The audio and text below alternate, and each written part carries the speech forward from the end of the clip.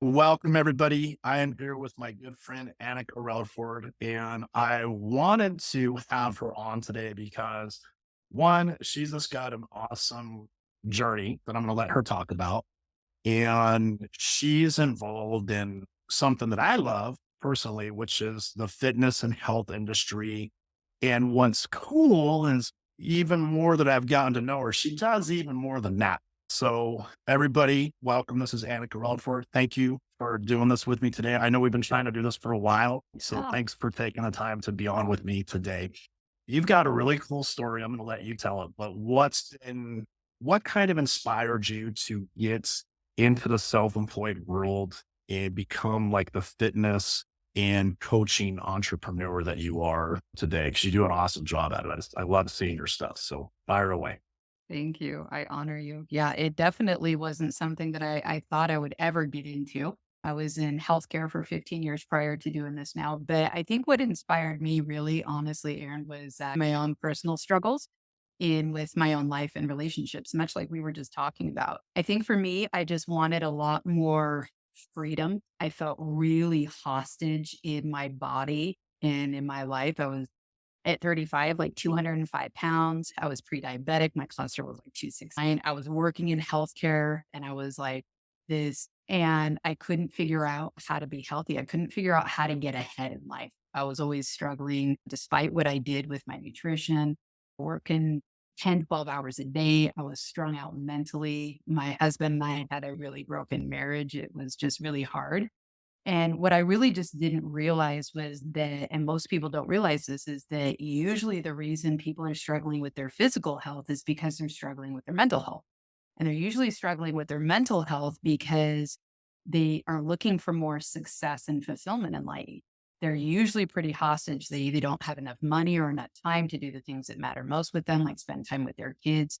And that emotionally puts a lot of baggage on us. And then we start wanting to fill the void. So I was doing that with just some really bad habits. I was eating my feelings, not even realizing it, and getting to this spot where I just wasn't healthy and active like I was when I was a teenager.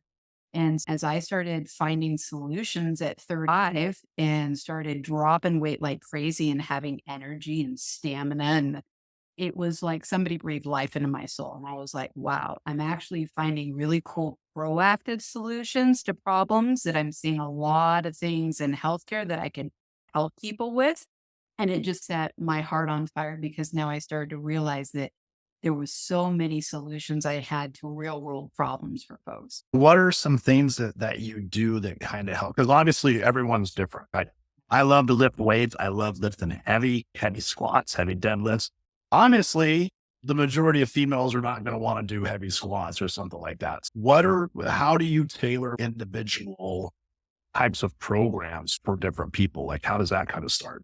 Yeah. I love working with couples, but I love working individually too. And we can help like a variety of people. And everybody's needs and desires are really important. And it's figuring out what's important to them. So it all starts with just having a talk, much like you and I have been doing. And it's Mhm. saying, okay, what's important right now, but 10 years from now, what's really, really important? Because most people aren't used to thinking about even 10 weeks from now. They're always like, I want to know what feels good right now in the moment. But Right. oh, like just farther out, 10 years from now, what kind of health do you want to have? Where do you want to be in your life? What does that look like for you? And why is that so important? And I want to know, especially if I'm working with couples, is what's similar for the both of them. Maybe they both love hiking like me and my husband do, but maybe what's different. So for you, lifting weights, which is like my husband, and bulking out and things like that is really important. For me, it's more flexibility, right? And so it's Something really I need to work on. yeah, that's just me too, right? I really wasn't flexible. I couldn't even tie my own shoes for a while. But it's different. And it's really diving into the uniqueness and the depth of the person and the quality of life and really what's important to them. And then working independently if that's what they decide to do. And if I'm working with a couple, it's okay, what's synergistic that we can move together? Does that kind of make sense? Absolutely. That's awesome. That's awesome. Can you share, if you're allowed, can you share like a really good success story that you're always thinking about of maybe an individual or couple that you really help on their journey? Because one thing I've learned from talking to you as we become friends and got to know each other longer is you just don't do the fitness thing. You have this whole kind of spiritual journey and almost like you're cleansing people from the inside, starting with their spirit and stuff like that. So can you share something that really stands out to you, one of your biggest success stories that you've had for some of your clients? Yeah, it's hard to pick just one.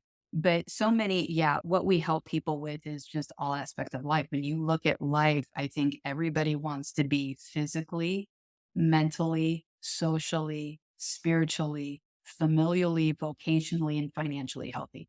When you look at values, I think that's what we all want as human beings. And so when I talk to people, I just figure out like, where do we want to get better? We have long term friends. It is a couple in the Eastern Sierras we've known for a really long time. The wife worked in a medical office as a manager, the husband delivered as a truck driver. Both of these guys were working really long hours and they had two boys. And what they were really looking for was simple solutions because life was just so crazy. They had experienced a lot of life trauma that was going on, and they desperately wanted to repair their marriage. They wanted to physically get healthier. They wanted to be around for their kids just a lot longer. And so they just needed simple nutritional support in a crazy life that allows to have like really stackable habits, right? Something that they could do consistently with their busy work environment as a family.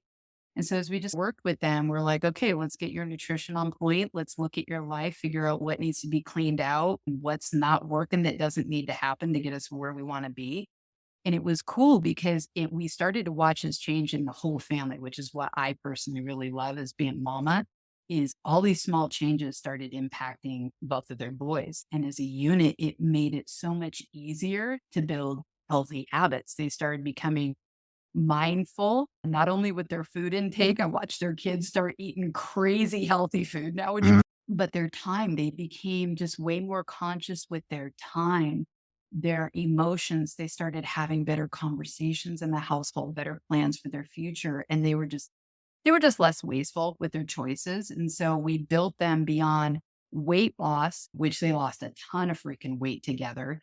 The husband now does CrossFit like an animal, just climb Mount Whitney. It's awesome. It's so cool, Wow. so fulfilling. But the wife is walking like crazy, hiking with the boys, bet in the last 45 days. Now she's gotten into boxing. And it's so cool to see how you can add just a lot more depth and width to your life. That's super cool. So obviously, I think for everybody, I think it's just a human thing because we humans tend to lean towards what's comfortable. And when you make drastic changes, it's not comfortable.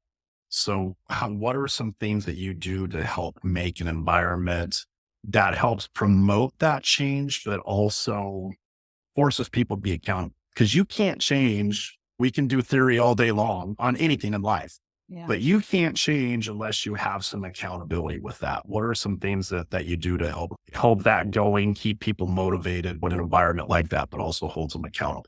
You said a really poignant phrase is comfortable. People like to be comfortable. But what people don't really realize about being comfortable is that they're not really comfortable. They're just used to having discomfort. So we know we're going to either have the pain of discipline or the pain of regret. And most people are just sitting in the spot of regret. They think comfortable is good, but then later on down the road, they wish they would have done something. Yeah, it's a good question. Most people are really extrinsically motivated until they learn to be internally disciplined. Think of yourself as a sponge. That's why I tell a lot of my clients is that you are going to be influenced so much extrinsically at first until you learn to have intrinsic motivation that it doesn't matter what's going on in the news or what your spouse is doing or what your kids are freaking eating. You're going to be able to make a decision that's in alignment for you. So until somebody learns how to say, nope, I'm good. I can drink water every day. I can eat 6 times a day. Yeah. I can learn to exercise. We got to put them in environments that actually help them thrive and think different. So from our private client support groups that we've got, they're immersed in that. Free nutrition support systems, they're into that. We've got daily accountability calls where they can tune into that. I go out for walks if my clients are here locally, although we help people all over the country. Like we live life and we try to immerse them as much as possible because what we notice is that if people go to the gym, they're really good at the gym, but only when they're in the gym. Right. The second they get home, what starts happening? Life. Or So if them structure and support and make their environment really supportive, it's going to be really hard for them to change. So there's a lot that we do to help them to learn internal discipline. That's awesome. So I'm sure this happens a lot. Most couples are opposite. What are some things that you do to help adapt when you've got one partner, one in the marriage or couples or whatever it is that totally on board, but we see the other one slipping? What are some things that you do to help keep them both on track? Because I know a lot of times you might have husbands like, yeah, we're gonna lose 50 pounds in 6 months, and the wife's, oh my god, I just want to. I just want to eat a cheeseburger and go for a walk, or vice versa. What are some things you do when you're seeing those not align and you don't have one person as into it as the other one? Yeah, there's usually a leader of the house. It's fascinating because that's how things are. My husband and I are very equal in a lot of things, but I knew that beforehand what I say when. If I didn't start leading by example, nothing was going to change. Right. So basically, I want to know really on the front end for folks, what's the kryptonite going to be? Who's the kryptonite of the family? Who's going to be the one that actually has maybe some of the unhealthy behaviors and things like that? And I need to know this on the front end. And it's different for everybody. And if we're honest, then it's great because I know on the front end and I can plan for that, for those obstacles. And I want to know beforehand, okay, what's helped you before? Or what do you know about you yourself that you feel is keeping you from reaching these spots? I want to know these things because if we can plan from that, I can say, okay, great. Those are the areas that we're going to work on. So if I know somebody's so freaking busy that they don't have time to eat, which was my excuse, then I know I need to have something easy and convenient for them to fuel their body to make it easy for them to start making smaller habits, right? It's just different for everybody, but Mhm. I want to know really for them what has failed them before. Because if I can work on that root cause with them, then we can actually get to long term solutions. But sometimes it's about communication. And that's really where it really comes from is learning how to have a really great, impeccable communication, really seeking to understand and saying, hey, are you and the spouse willing to talk about these things? Are you okay being individual and also synergistic in a partnership together? Are you okay knowing that in order to have the best relationship, you have to be an individual, you first, to be able to provide value to the relationship? I think this is probably the hardest, I think, for most people. And they don't, some people say it's 70%, whatever it is. Me being older now, I think it's 80, 85%. Nutrition. It plays such a vital role. Like I loved what you said earlier, fuel, because I did that change a few years ago. Once I started looking at food as fuel for my body, it just, you naturally start going towards healthier whole foods.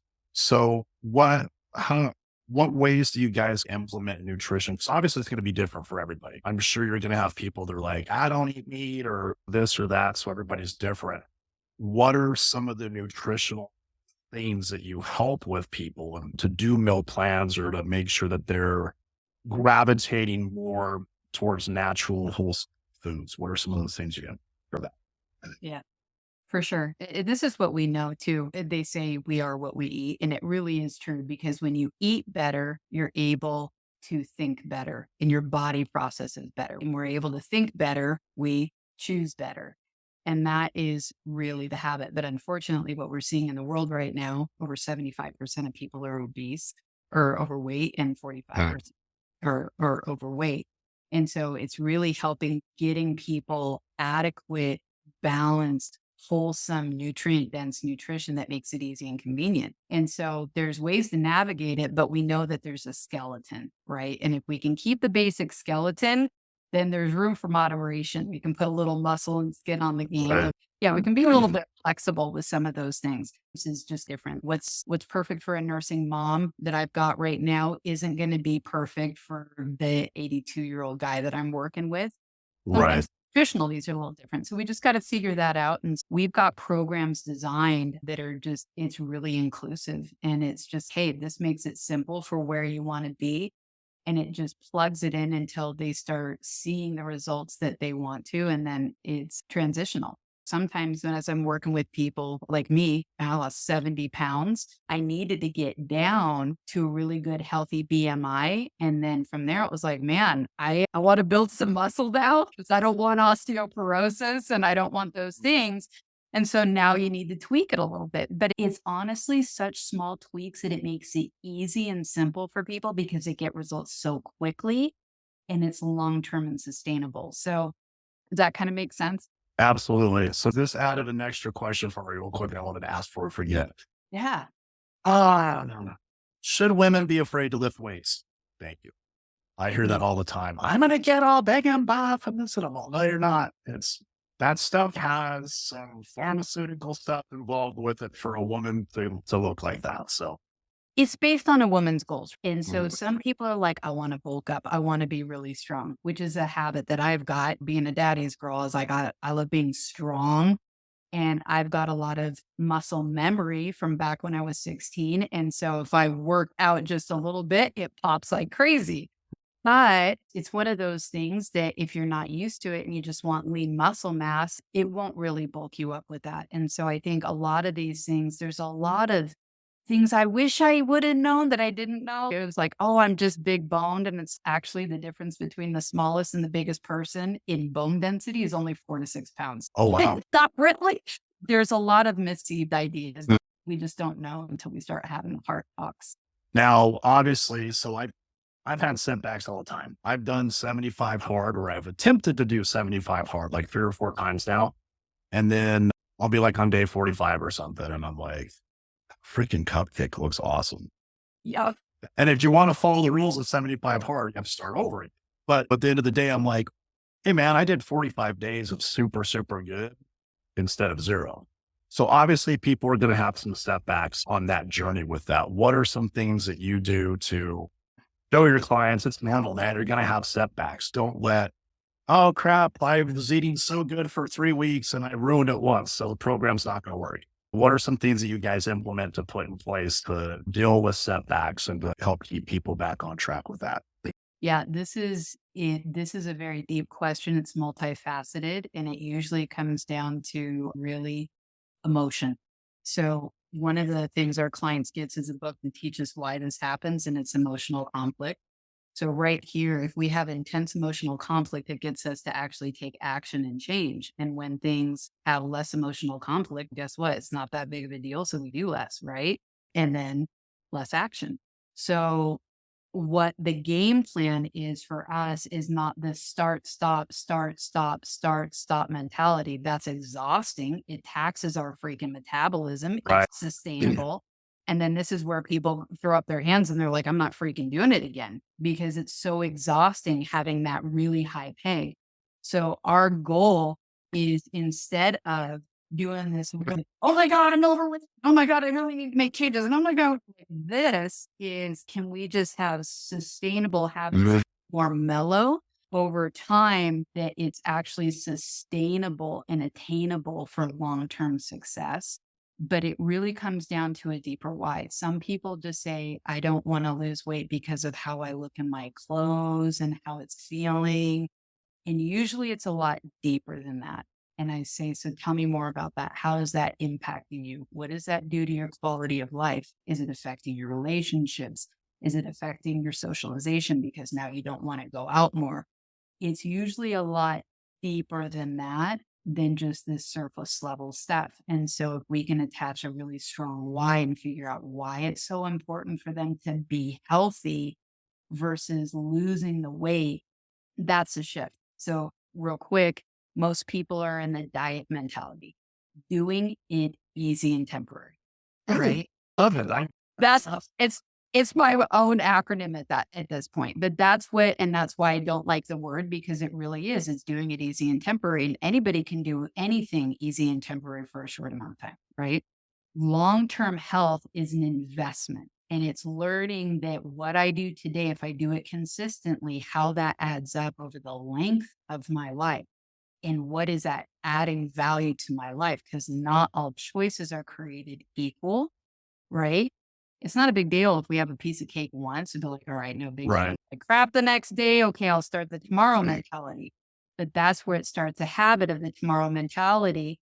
And if we just stayed consistent in eating like salmon and quinoa, 10 years later, we're probably not going to have diabetes. We're probably not going to Right. have cholesterol. We're probably not going to be in a wheelchair. Not to say those things are going to happen, but the chances are that we are, right? Go down drastically.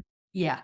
So we teach people the value of their choices and have them think, right? Because that is what helps keep people not just motivated. These aren't setbacks or learning opportunities. That's awesome. You know what's sad? I actually saw this last night. I saw a post on an Instagram channel that I follow that's, about healthy living and eating real food. And it said it's sad that people were, especially in America, are so wired now that eating healthy whole foods is actually considered a diet.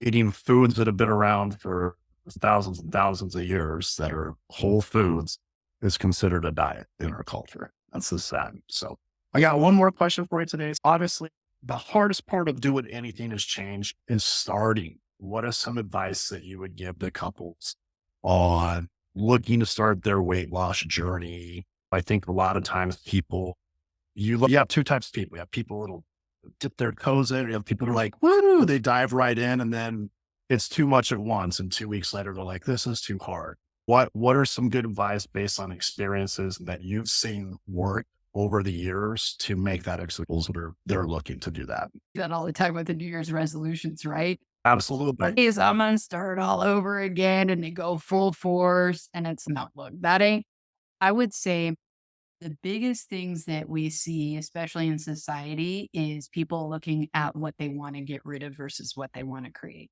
We're at our best when we're in the creative process and focusing on what we want, not what we don't want. And so many people focus on, I don't want to have this extra weight. I don't want my blood results to do this. I don't want to have this lack of energy instead of, and that's the diet mentality, right? Is the deficit instead of saying, do I actually want to create health?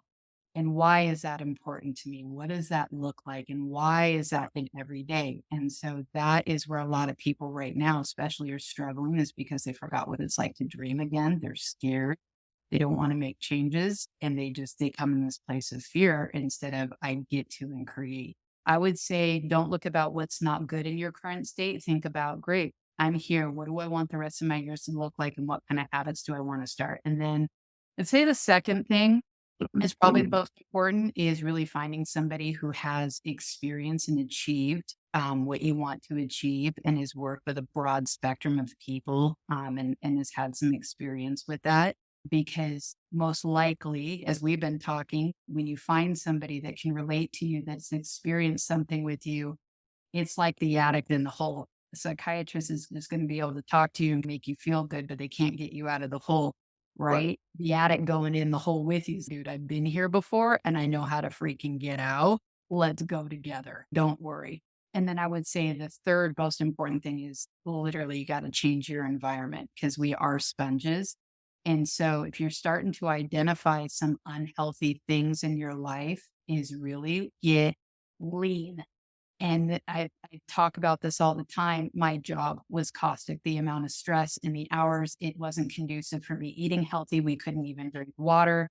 And that the people around me were constantly stressful. Some of my relationships were extremely caustic and enabling is just eat the pasta, eat the mange more. And I'm like, dude, I know your family, but so it takes getting into different environments until you can actually learn to have the internal motivation to keep going because what we know is motivation's fleeting. You can do something Right. for a amount of time, but if you have discipline and it's a habit, you don't have to think about it. You're going to have to think about it. Yeah. But I think, and unfortunately now, even more in the culture we're in now, it's looked down upon and frowned upon. You're being a selfish person if you're taking care of yourself first. But you can't take care of other people. You can't take care of yourself. So I'm telling you, this is what I tell people all the time is that if you really care about your family and your life and you want to take care of everybody else to the maximum potential, you got to fill up your own cup first because if it's empty, you are pouring out sludge. So work on yourself harder than you do your day job. That's like the best investment ever. And I think most of us want to be independent versus deep. If we don't learn how to start being more independent and having independent thoughts and not being influenced by things that don't serve us, we're going to be very dependent on systems and the system. And nobody likes that. very true. So I'll leave you real quick with kind of a joke. I stay in the house a couple of times a week and it drives my family crazy is when was the last time you overate on a chicken breast? You can't. So it just goes to show you, but dude, you put a bag of Cool Ranch Doritos in front of me, which is my favorite type of Doritos. I'll eat that whole bag. So it just goes to show you what we've come with that. Annika, thank you so much for being here today. Someone's interested in this and they want to start their journey or they're dipping their toes in.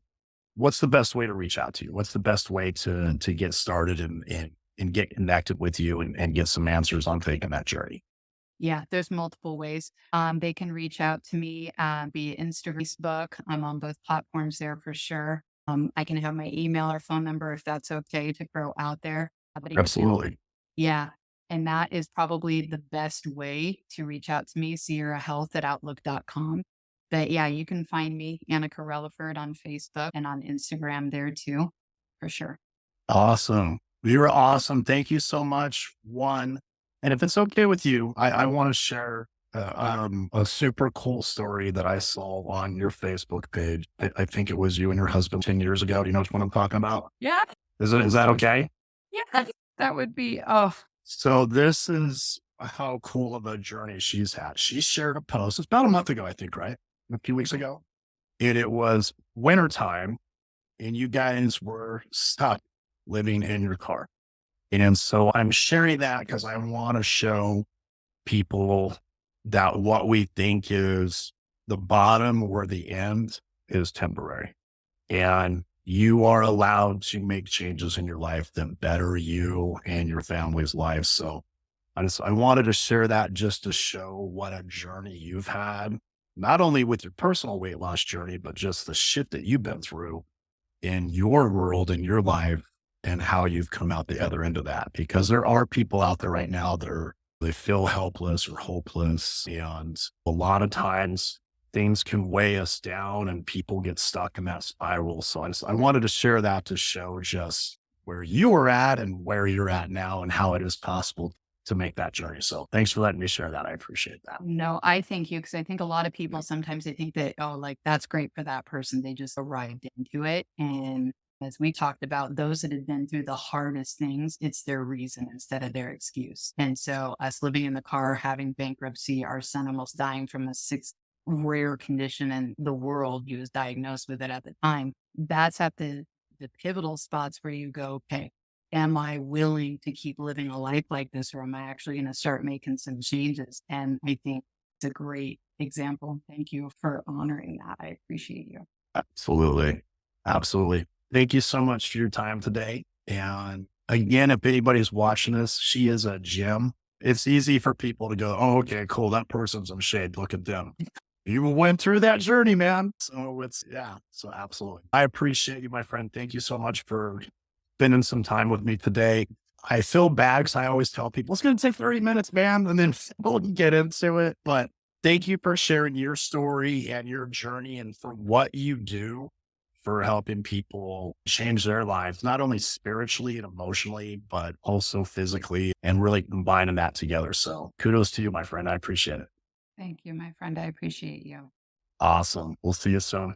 All right. Bye.